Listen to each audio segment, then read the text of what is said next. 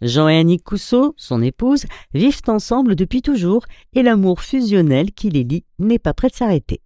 Voilà, bon, Annick, qui n'était pas destinée du tout à l'hôtellerie, voilà, est venue en 1972, quand on a ouvert ici, et elle est venue pour seconder ma mère, avec qui elle avait de très bonnes relations. Et puis voilà, on s'est mariés en 1973.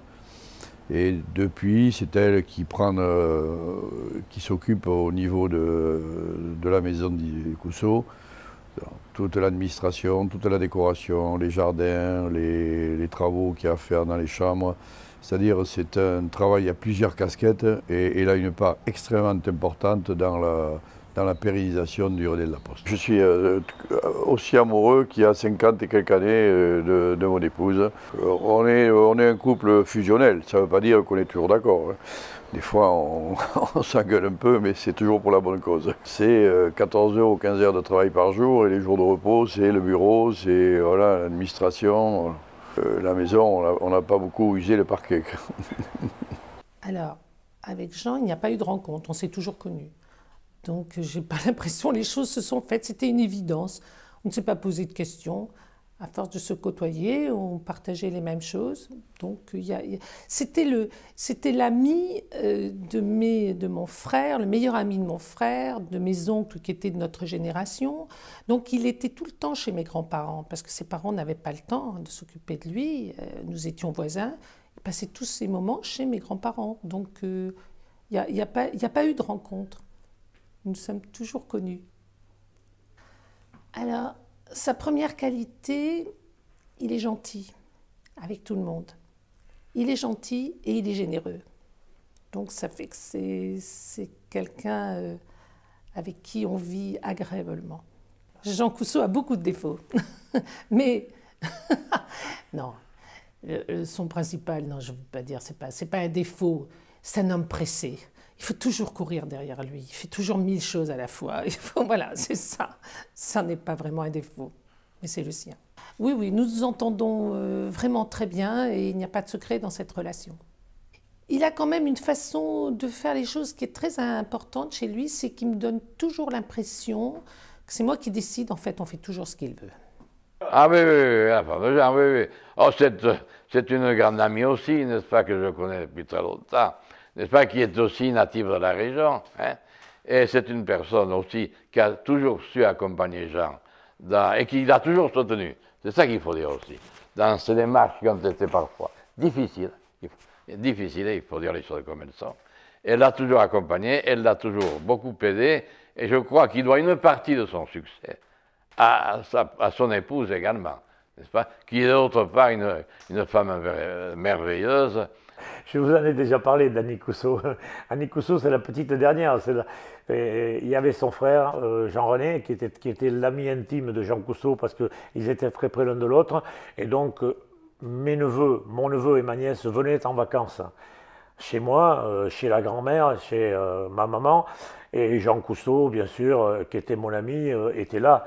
Et donc, il a vu grandir la petite Annick. Nous aussi, on l'a vu grandir, mais on ne s'est pas aperçu qu'il se passait des choses entre eux. Et il a réussi à nous la voler, à la voler à son frère et à me la voler à moi. Et donc, il est devenu automatiquement mon neveu. Il est toujours mon neveu. Et donc, il a accepté que ma mère soit sa grand-mère. Alors pour moi, Annick Cousseau, c'est la parfaite maîtresse de maison qui reçoit au sein de cette famille comme on reçoit des amis à la maison. Donc un grand sens de l'accueil, un sourire, c'est un sourire pour moi Annick, et elle représente l'âme féminine du Relais de la Poste. Arrivé au Relais de la Poste en 1978 pour travailler avec son père et son frère, Jacques Cousseau est aujourd'hui avec Jean, Annick et Clémentine, l'un des 4 piliers de la famille. Mon frère Jacques, ça fait 40 ans que je travaille avec lui, donc comme on dit, quand on s'accroche, c'est toujours pour la bonne cause, hein. Voilà, il n'y a pas meilleur collaborateur que quelqu'un de la famille. Des fois on s'engueule, mais on se réconcilie toujours rapidement pour le bien de tout. qu'on partage toute la journée. Moi, je suis l'homme du matin, lui est l'homme du soir. Je pense que c'est réciproque et mutuel. Il m'a aidé avec son contact avec la clientèle. Moi, je l'ai aidé en essayant de tenir une cuisine qui a du sens et qui est en adéquation avec nos idées de tous les deux, quoi. Je suis très fier de mon frère, voilà, qui partage depuis 42 ans toutes mes journées. Voilà, donc je suis très fier de lui. Ah ben avec mon frère Jean, comme j'ai déjà dit plusieurs fois, nous sommes complémentaires. Lui est dans sa partie de cuisine, dans sa partie de bureau, et moi je me trouve dans la partie de la salle, l'accueil des clients, m'occuper personnellement de les bichonner, comme on pourrait dire aujourd'hui. Et après je m'occupe de tout ce qui est surtout la cave, et puis de toute la technique, puisque quand il y a quelque chose, eh bien c'est Jacques qui, dans la soirée, monte avec sa caisse à outils rouge, en costard cravate pour aller dépanner de chambre. Quand on a repris l'affaire avec mon frère il y a 38 ans, les clients disaient ils vont pas s'entendre, les frères, ça va être, voilà, vous savez, ils se font toujours, et puis la cuisine c'est pas la même que du temps du père, et puis en définitive, tout ça, c'était une question de temps, de racontage, et puis voilà, tout s'est bien passé. Mon frère, lui, fait tout ce qui est restaurant, et surtout c'est lui qui s'occupe de la cave, une cave importante, une cave de 70 ans qui recèle quelques trésors et qui fait partie un petit peu de l'image de la maison, avec une carte des vins un peu exceptionnelle, quoi.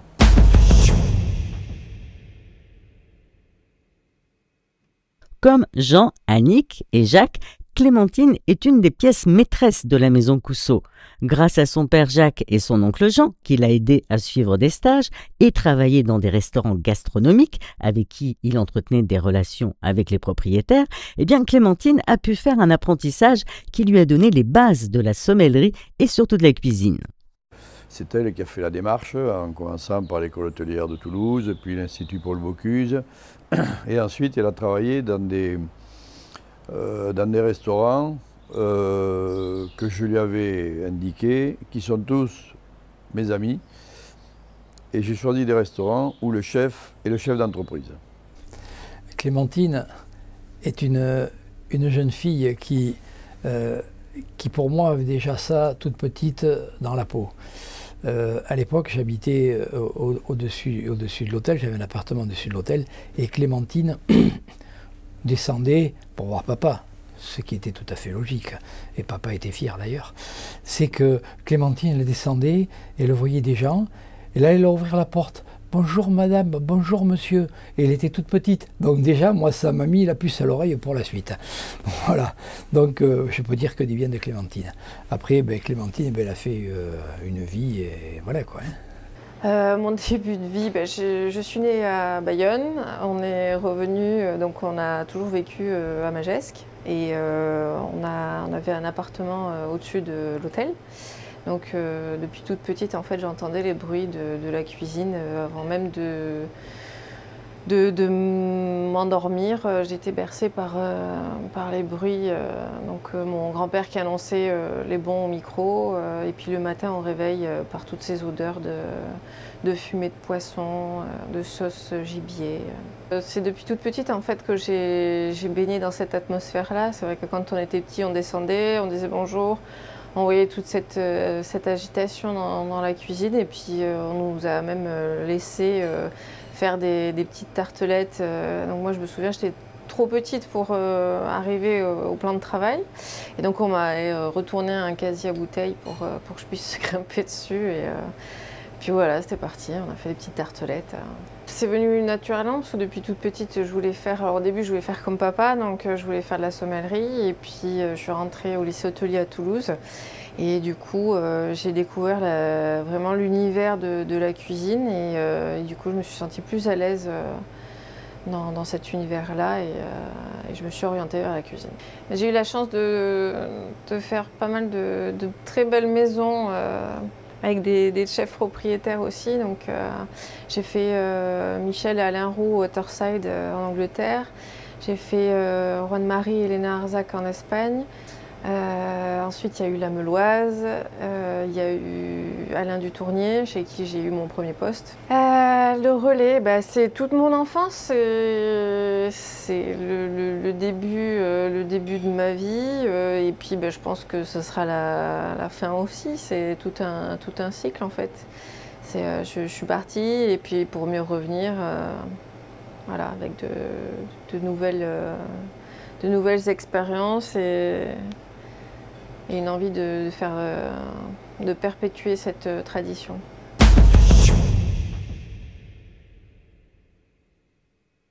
Jean, Jacques, Annick et Clémentine Cousseau sont extrêmement attachés à leur famille. En dehors des membres qui collaborent ensemble chaque jour à l'hôtel et restaurant, Jean est resté proche de sa sœur aînée Marcelle, qui a décidé de vivre en région parisienne, ses neveux et nièces, surtout Marion Lafontan, avec qui il partage un centre équestre, et son filleul Hugo, qui est peut-être celui qui rejoindra un jour le relais de la Poste en cuisine. Ben, la famille est pour nous, que ce soit frères, beaux-frères, neveux, petits-neveux, puisque c'est, si vous voulez, le moment où on retrouve de la sérénité, où on oublie un petit peu toutes les contraintes de la journalière. Et c'est vrai que notamment avec les neveux et petits-neveux, on a beaucoup d'affect, et eux aussi, qui soient de n'importe quel âge, entre 1 et 10 ou 12 ans, ils adorent revenir à l'hôtel, ils se baladent dans les cuisines, ils vont chercher les gâteaux à la pâtisserie, voilà, c'est très agréable, c'est un grand rayon de soleil dans la journée. Ah ben la famille, sans la famille, ici nous ne serions pas grand-chose. La famille, c'est le relais de la Poste. La famille, c'est une envie de travailler, une envie de continuer à faire découvrir pour certains cette maison qui pour moi est extraordinaire. Ben, pour le moment, Hugo, il a été, puisque ses parents travaillaient, il était à l'hôtel quasiment toute la journée. Donc il a été élevé et imprégné dans l'atmosphère de la cuisine, de la restauration.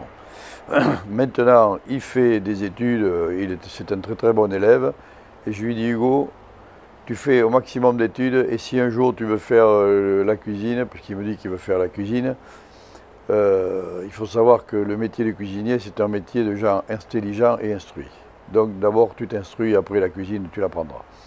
Ouais, moi je l'aime bien mon parrain, mais en plus surtout qu'il s'occupe beaucoup de nous, et la famille pour lui c'est très important, et je prends beaucoup sur lui en fait. Je regarde beaucoup les gestes qu'il fait en cuisine pour un peu, mais pour que dans le futur ça me serve.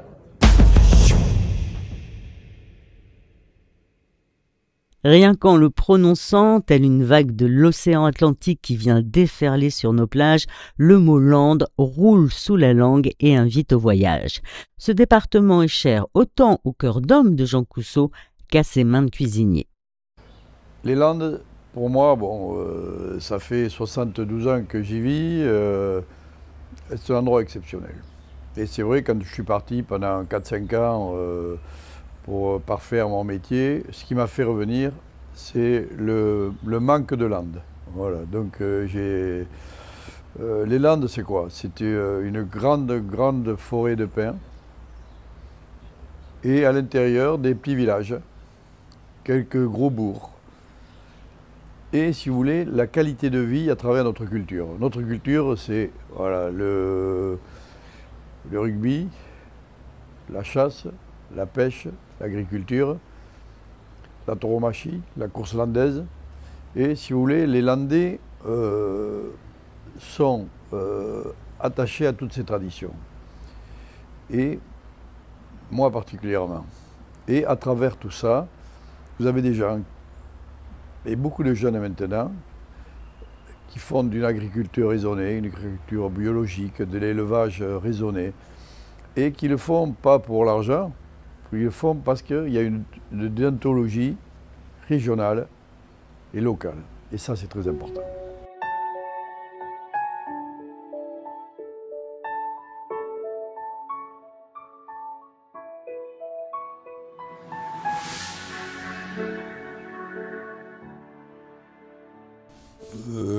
ça paraîtrait peut-être un peu prétentieux de vouloir être ambassadeur des Landes en moi tout seul.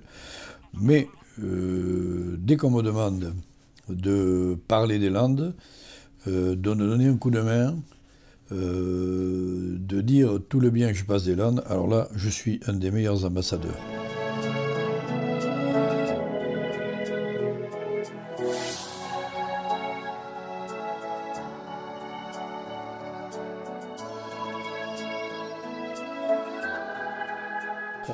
Alors le chêne de Nerthes, c'est le plus vieux chêne de toute la région ici. Il a environ 500 ans. C'était un lieu, alors c'était le carrefour de la route de Saint-Jacques-de-Compostelle qui venait de Tours et de celle de Vézelay. Et autour de ce chêne, il y a beaucoup de légendes, de sorcières, de choses un petit peu extraterrestres. Et c'est ça qui a fait la réputation du chêne de Nerthes. Et beaucoup de gens viennent le voir. Peut-être pour lui parler. Vénérable de 500 ans, on peut tout dire.